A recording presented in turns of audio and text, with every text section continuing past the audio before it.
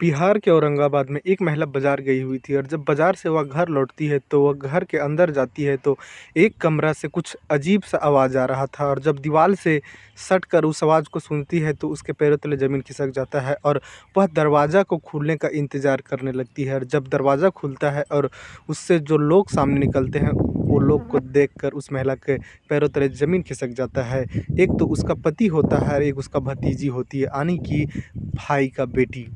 भतीजी का उम्र 27 वर्ष था और जो उसका पति था उसका उम्र 60 वर्ष था।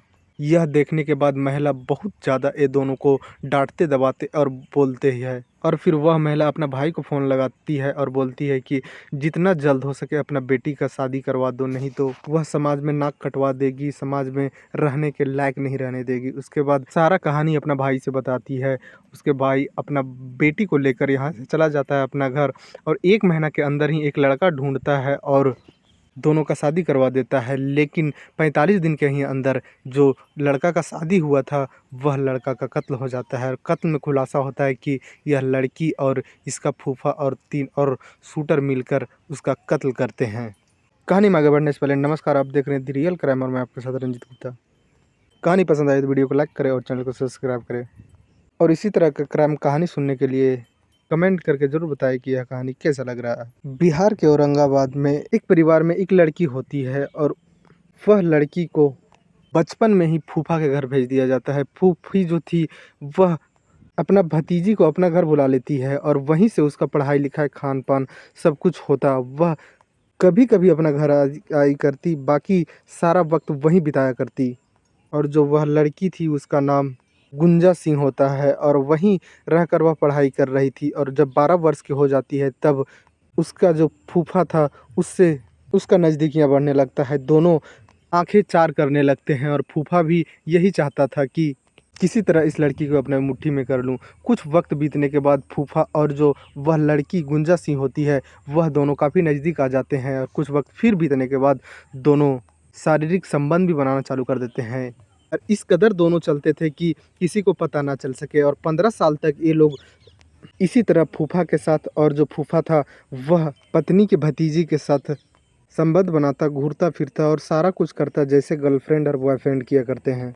लेकिन 2025 के अप्रैल माह में जो फूफी थी वह मार्केट जाती है घर में बताकर कि मैं कुछ सब्जियां लेने जा रहा हूं और हमें आने में लेट हो जाएगा। और फूफा और जो वह लड़की थी गुंजा सी वह दोनों आपत्तिजनक हालत में अपने घर में एक कमरे में आ जाते हैं। लेकिन उन लोग को ज़रा भी एहसास नहीं था कि हम लोग को इस काम करते के दौरान में वो जो वह फूफी है वह आ जाएगी। सारा घर का दरवाज़ा खुला हुआ था, जिस कमरे में ये दोनों थे उसी कमरा का दरवाज़ा सिर्फ बंद था और फूफी उसी वक्त आ जाती है। और आने के बाद जब सारा दरवाज़ा खुला देखती है और जब अपने पति के कमरे के पास जाती है और वहाँ कुछ अजीब सा हलचल और आवाज़ सुनाई देता है उसको, तो वह वहीं कमरे के बाहर बैठ जाती है और दरवाज़ा खुलने का इंतज़ार करती है। और जब दरवाज़ा खुलता है तो उसका पति और उसका जो भतीजी है वह निकलती है। वह महिला ये दोनों को काफ़ी ज़्यादा खरी खोटी सुनाती है और समझाती है। उसके बाद वह महिला अपना भाई को फ़ोन लगाती है और बोलती है कि जितना जल्द हो सके अपना बेटी का शादी करवा दो, नहीं तो ये लोग हमें समाज में रहने नहीं देंगे, हम लोग का नाक कटवा देंगे। और इतना कहने के बाद फूफी थी वह अपने भतीजी को उसके घर पहुंचा देती है। उसका बाप को सारा कहानी बताया जाता है। उसका बाप 1 महीना में एक लड़का को ढूंढता है और शादी करवाने के लिए डेट रखा जाता है। और यही 2025 के 11 मई में ये दोनों का शादी होता है। और शादी बीतने के बाद इधर फूफा भी काफ़ी ज़्यादा परेशान था गुंजा सिंह से बात किए बिना, और गुंजा सिंह भी फूफा से बात किए बिना काफ़ी ज़्यादा परेशान थी। शादी बीतने के बाद कुछ दिन के बाद जो गुंजा सिंह थी वो अपने फूफा के पास फ़ोन लगाती है और बात करना फिर से चालू कर देती है और ये दोनों फिर से क्लोज आ जाते हैं। फूफा काफ़ी ज़्यादा बेचैन था गुंजा सिंह के बिना, और गुंजा सिंह भी फूफा के बिना काफ़ी ज़्यादा बेचैन थी। अपना पति के पास गुंजा सिंह को रास नहीं आ रहा था और फूफा जो था वह बोल रहा था कि किसी तरह से तुम वहाँ से भाग जाओ। लेकिन गुंजा सिंह बोल रही थी कि ऐसे भागने से कोई मतलब नहीं निकलता है, मैं इसे मार के जाऊँगा, ताकि मैं जब विधवा हो जाऊँगा तो मेरे साथ कोई शादी नहीं करेगा और हम दोनों फिर से साथ में रहना चालू कर देंगे। गुंजा सिंह कई बहाने से जो उसका पति प्रियांशु उर्फ छोटू होता है उसे बाहर भेजा करती। ऐसा था कि उसका फूफा झारखंड से 3 शूटर को गुंजा सिंह के पति प्रियांशु उर्फ छोटू को मारने के लिए सुपारी देता है और गुंजा सिंह को बताया जाता है कि तुम अपने पति को घर से बाहर भेजा करना, ताकि शूटर लोग को मौका मिलेगा और शूटर लोग वहीं शूट कर देंगे। गुंजा सिंह अपने पति का फ़ोन नंबर और फ़ोटो भेजती है शूटर के पास और अपने फूफा के पास। उसके बाद सारा प्लानिंग बनता है, लेकिन एक बार गुंजा सी थी, वह कुछ मिठाई खाने के लिए अपने पति से बोलती है कि जाइए मार्केट से कुछ मिठाई ले आइए। और जो उसका पति था छठू, वह मार्केट भी जाता है और मार्केट से मिठाई लेकर आता है। शूटर जो छठू था उसको देखते भी हैं, लेकिन मार्केट में काफ़ी ज़्यादा भीड़ होने की वजह से वहाँ पर मौका नहीं मिलता है शूट करने के। वह मौका फ़ेल हो जाता है। एक प्लान और बनता है उसे मारने के। तब तक छठू बोलता है कि हमें 24 जून को बनारस जाना है और 25 जून को मैं घर लौटूंगा। अपना पत्नी से बोलता है।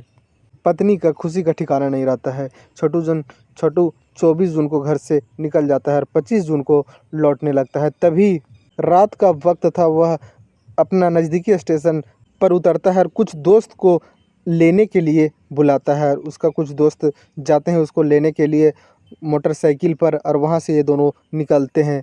3 जने हो जाते हैं ये लोग। जाते वक्त रास्ता में एक सुनसान जगह पे एक बाइक तेज़ गति से आता है और इन बाइक को रुकवाता है और पूछता है कि हमें इस गांव जाना है, इस गांव जाने के लिए किधर से जाना होगा। उसके बाद वो लोग रास्ता बता रहे थे और उसी वक्त ये जो शूटर थे वह बंदूक निकालते हैं और 6 से 7 गोली प्रियांशु उर्फ छोटू को मार देते हैं। प्रियांशु उर्फ छोटू वहीं ज़मीन पर गिर जाता है और जो उनका दोस्त थे दो, उन लोग को कुछ नहीं समझ में आता है। उसके बाद वो दोनों भाग कर जाते हैं, आसपास के लोग बुलाते हैं और प्रियांशु उर्फ छोटू को वहीं के नज़दीकी अस्पताल में लेके जाते हैं। डॉक्टर को बोलते हैं कि जल्द से जल्द इसका इलाज करें ताकि यह ठीक हो जाए। जब डॉक्टर ये प्रियांशु उर्फ छोटू का नब्ज़ टटोलते हैं तो प्रियांशु का मौत हो चुका था। डॉक्टर जब यह बात बताते हैं तो इनका दोस्त को कुछ समझ में नहीं आता। उसके बाद घर में फ़ोन करते हैं, पुलिस को खबर करते हैं। पुलिस आती है और छोटू का बॉडी का कब्जे में लेती है, उसे पोस्टमार्टम के लिए भेजती है और छोटू के बारे में पूछताछ करने लगती है उनके दोस्त से। उनका दोस्त बताते हैं कि हम दोनों तीनों जने बाइक से आ रहे थे रेलवे स्टेशन से अपना घर। तभी रास्ता में 3 जो शूटर थे वह ये लोग को रुकवाते हैं और एक गांव का रास्ता पूछते हैं और उसी दौरान बंदूक निकालते हैं और प्रियांशु पर लगातार 7 से 8 गोली चला देते हैं और प्रियांशु वहीं ज़मीन पर गिर जाता है। उसके बाद स्थानीय लोग की मदद से प्रियांशु को हॉस्पिटल लाते हैं। पुलिस का कहना था कि सब गोली प्रियांशु के ऊपर ही क्यों चला, तुम लोग सही सलामत कैसे बच गए।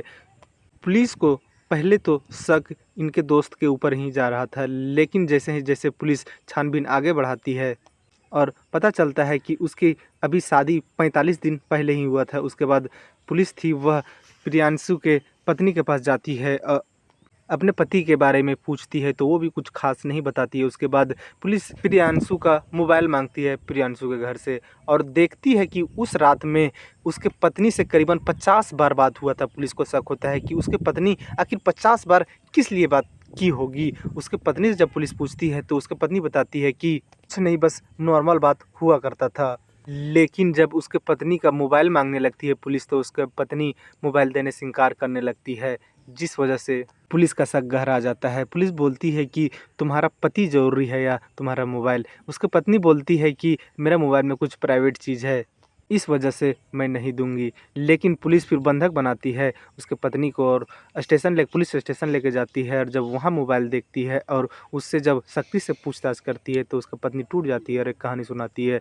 सारा कुछ बताती है कि मैं फूफा के साथ रिलेशन में कैसे रहा करता था और मेरा मर्जी नहीं था ये शादी करने का, लेकिन दबाव बनाकर हमारा शादी इस लड़के के साथ करवाया जाता है और हमारा फूफा का यह शादी नागवार गुजरता है। मेरा फूफा 3 शूटर को झारखंड से तैयार करता है और प्रियांशु के साथ इस तरह का अंजाम होता है। पुलिस जब इस घटना को सुनती है तो तुरंत ही उसका फूफा और जो शूटर थे उसको गिरफ्तार करती है और इस मामले को ऊपर चार्जशीट तैयार करती है और यह मामला कोर्ट भेज देती है। कोर्ट इसमें प्रियांशु का क्या कसूर था।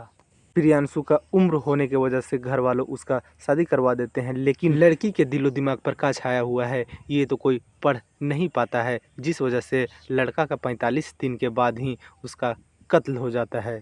खैर उस लड़के को भगवान शांति दे, लेकिन इन कातिलों को बड़ी से बड़ी सज़ा दिया जाए ताकि इस तरह के घटना का अंजाम देने में लोगों का रूह काँप जाए। इस कहानी में इतना ही। जय हिंद, जय भारत।